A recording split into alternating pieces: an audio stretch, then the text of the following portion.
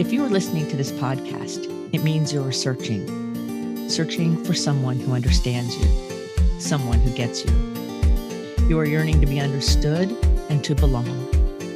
Welcome to the Someone Gets Me podcast, where we help smart, talented, and sensitive people navigate an often insensitive world. I am Diane Allen, your host. My roles as ambassador, author, speaker, and intuitive mentor for bright and talented people are woven into each episode. I have the experience and knowledge to educate and inspire, as I have been there and I understand your unique intensities, sensitivities, and challenges. Welcome.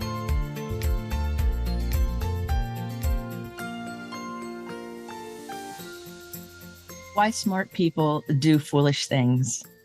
Hi friends, it's Diane here at Someone Gets Me, and I'm here to talk to you about smart people doing foolish things. You know, like when somebody is doing something that is not the smartest in the world and people say, you're too smart for your britches, or making decisions that don't make sense. Well, there's a reason for this, I think. And I've been around smart people. I am a smart person. I work with smart people on a daily basis. And we all make foolish decisions. We do foolish things at times. And so I started thinking about, well, how come smart people do foolish things? What's the point? And what really happens? And so I have some ideas that I'd like to share here, and hopefully you can make a comment or let me know what you think about it. And my ideas are coming from my education, of course, and my intuition, but also from my own personal experience and the experience of the hundreds of thousands of people I've worked with over time. So this is kind of like one of those morning muses, if you will. But the first thing I'm thinking about is that smart people can do surprisingly amazing things that even you, as you hear my voice, everything you think you can do, you're more than that. You're bigger than that. I remember one time when I was going through a challenge and I was meditating a lot and thinking about things, and I kept getting the message, there's more where that came from. There's more where that came from. And I believe that smart people have a really amazing connection to the overall possibilities of the world that are far transcend our thinking. So we can do amazing things, but we can also do amazingly foolish things or stupid things, whatever word you want to use. Foolish kind of goes with it. By suspending our judgment, like pretending like our brain doesn't know any better, right?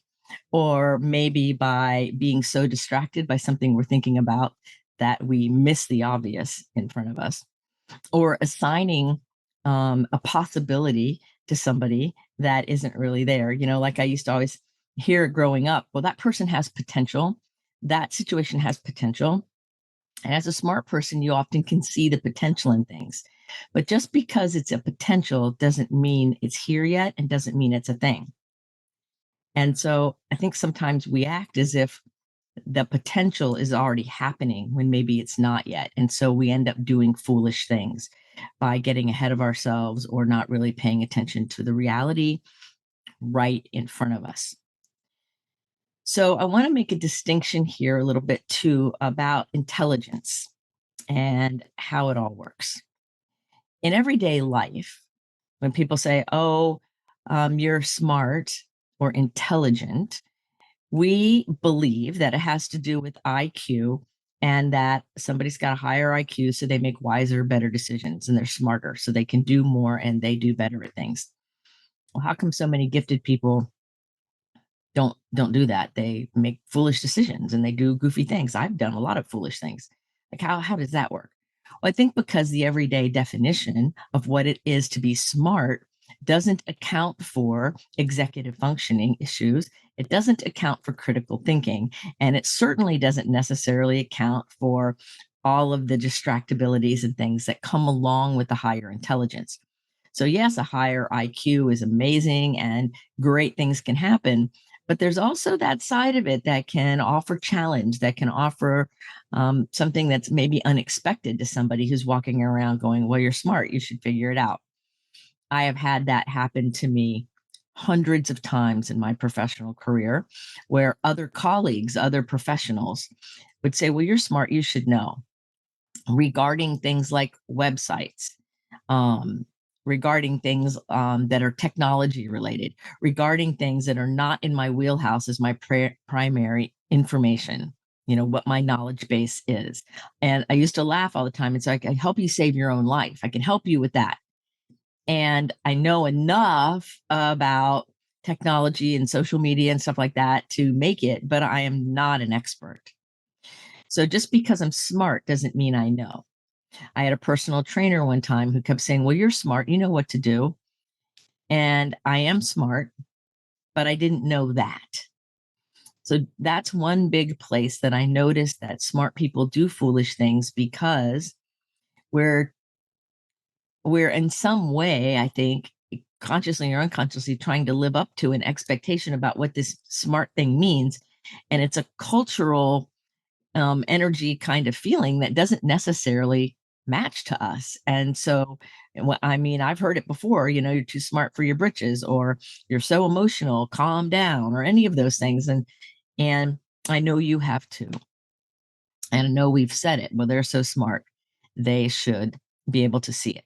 Now, interestingly, when we think about people who are smart getting caught up in things, cults look for the smart people.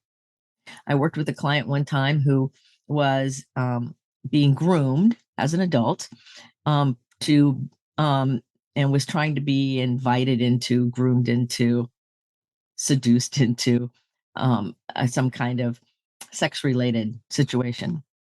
Now, she never bought into it, but one of the things that happened was that she couldn't understand why she was smart and how she was starting to fall for all of it.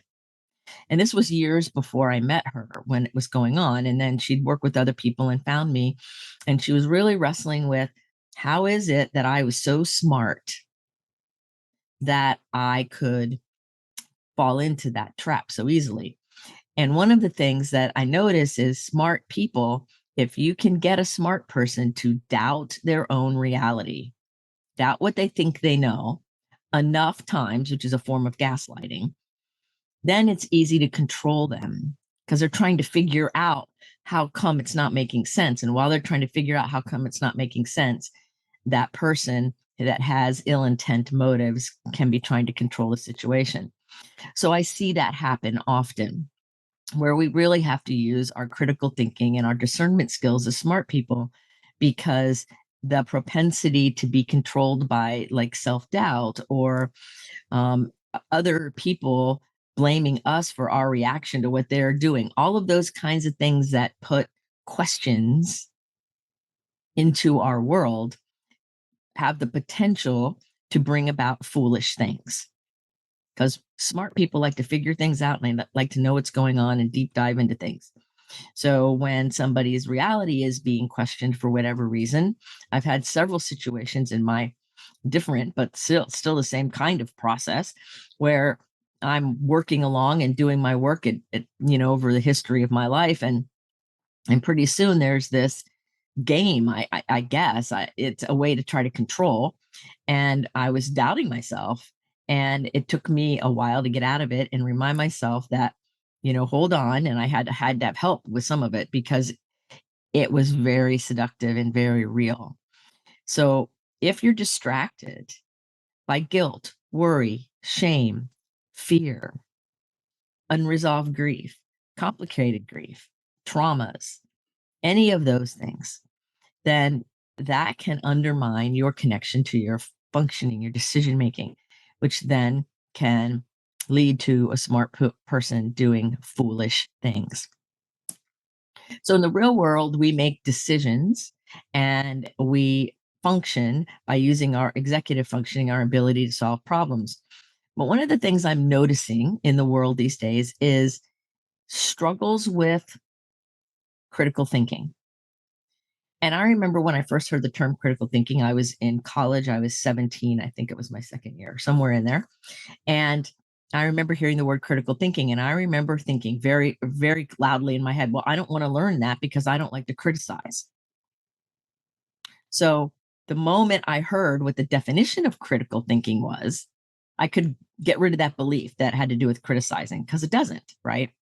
So critical thinking is associated with well-being and longevity. And when I look around the world today and I start working with clients today, many of the people who are younger, several generations behind me, they struggle with critical thinking. Or if I mention critical thinking, people go, oh, yeah, I should probably think through that. So critical thinking and the lack of use of critical thinking, I believe, is a big part of smart people doing foolish things. Because a lot of smart people, for whatever reason, either they weren't taught or they don't care to, or they're in a trance. And so therefore they're missing it, or not using their cognitive skills of critical thinking that allow you to think rationally and examine information in order to move forward in a way that meets your goals and has you be happy and functioning with a disposition of kindness, right? So critical thinking is a learned skill. It's the skill of being able to think through something. Is it real? Is it true? Does it matter? I learned years ago the question, is this going to matter in 5 years? If it's not going to matter in 5 years, don't waste a whole lot of extra energy on it. That doesn't mean don't care about it. It means have perspective, have understanding, think about it. Just because you read something online doesn't make it true. It might be true for that person, but that doesn't make it true, right? And just because you hear somebody say something doesn't make it true. And just because anybody says something and you just go right at questioning it or dismissing it, that's not critical thinking either. Somebody who's critically thinking takes the information that they're receiving, investigates in their own way with reliable sources and such, whatever the content is, and they use these skills to be able to see what's right for them or not. There's all kinds of ways to do it, and it's a way to use discernment versus judgment. And I think that's also a big piece of this, because if something's not right for you, that doesn't mean it's not right for anybody else. And if it's right for you, it doesn't mean it's right for them. So discernment means I can examine something and then say, well, this doesn't work for me, or this does work for me. Period. Judgment is this doesn't work for me, so therefore it's bad. Or this works for me and therefore it's good, or it's the only way. Because there's more than one way to do everything. So whenever we get caught in this, there's only one way to get where we're going, we're in a trap. We have abandoned our critical thinking skills, and our intelligence is going to start working against us by continuing to narrow and narrow and narrow and narrow. And what we want to do is be able to have enough expanse so that we're not doing foolish things. I see a lot of people who have a lot of intelligence making goofy, I call them goofy, foolish decisions, because they didn't think it through. They didn't use critical thinking skills. They're smart. They didn't use their critical thinking skills. Now, some people who aren't necessarily considered smart or gifted also can have critical thinking skills, right?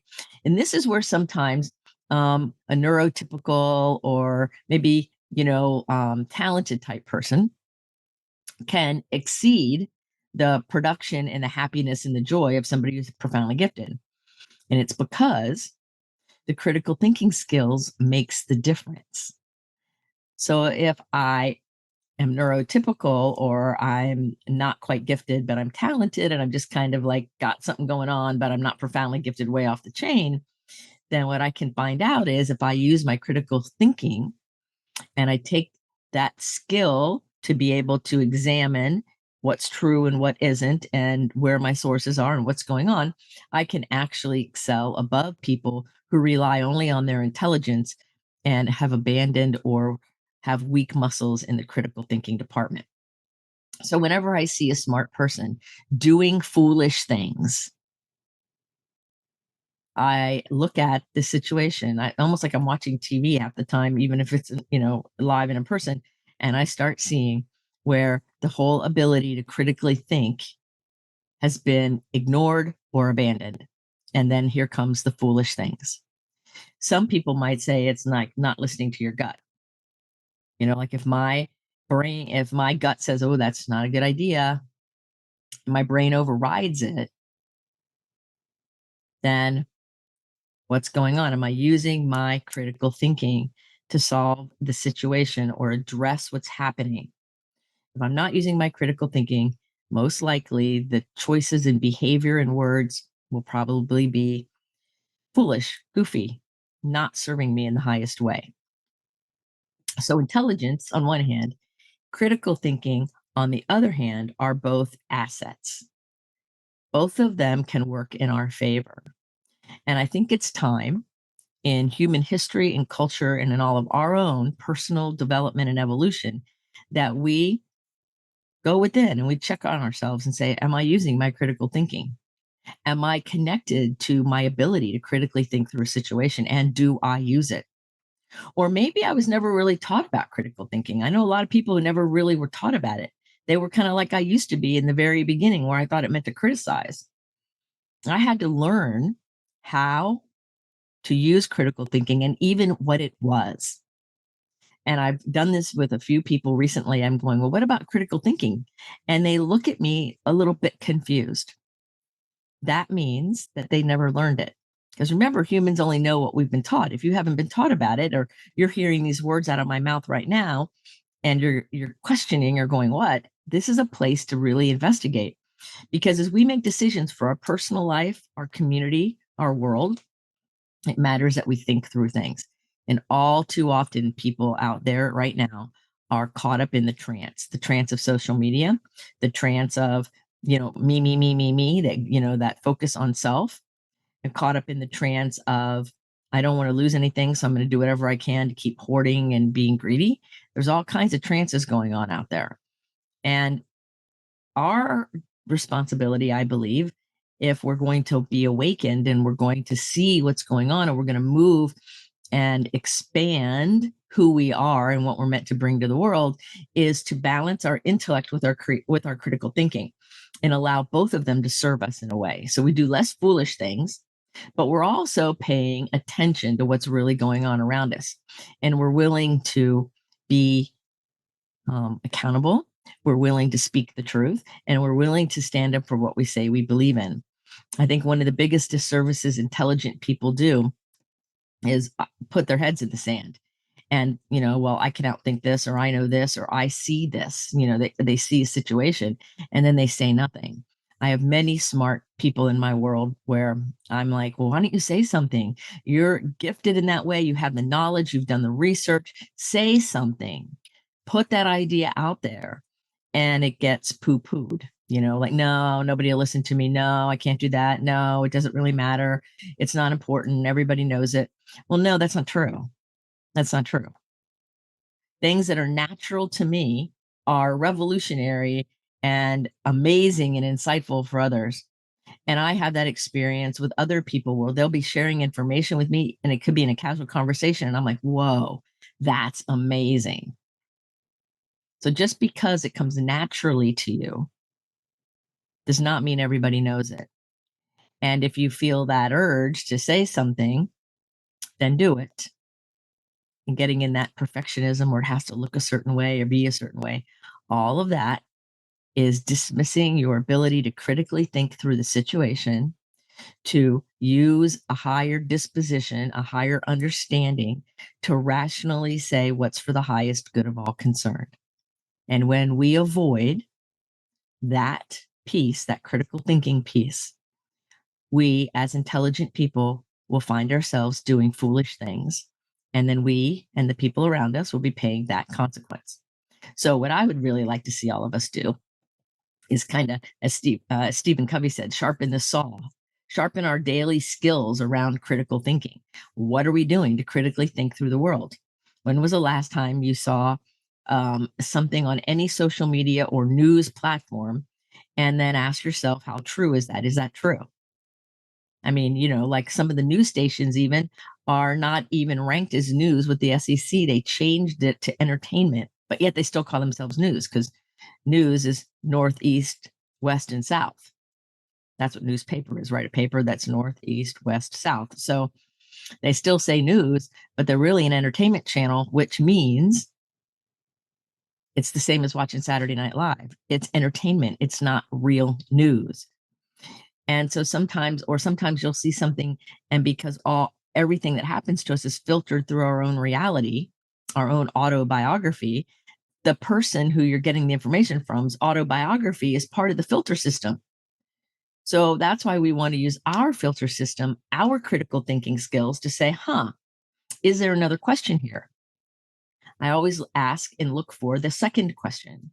Like, of course, we want our world to be happy and peaceful and people to get along. That's not the real question, though. The question is, how are we going to do it?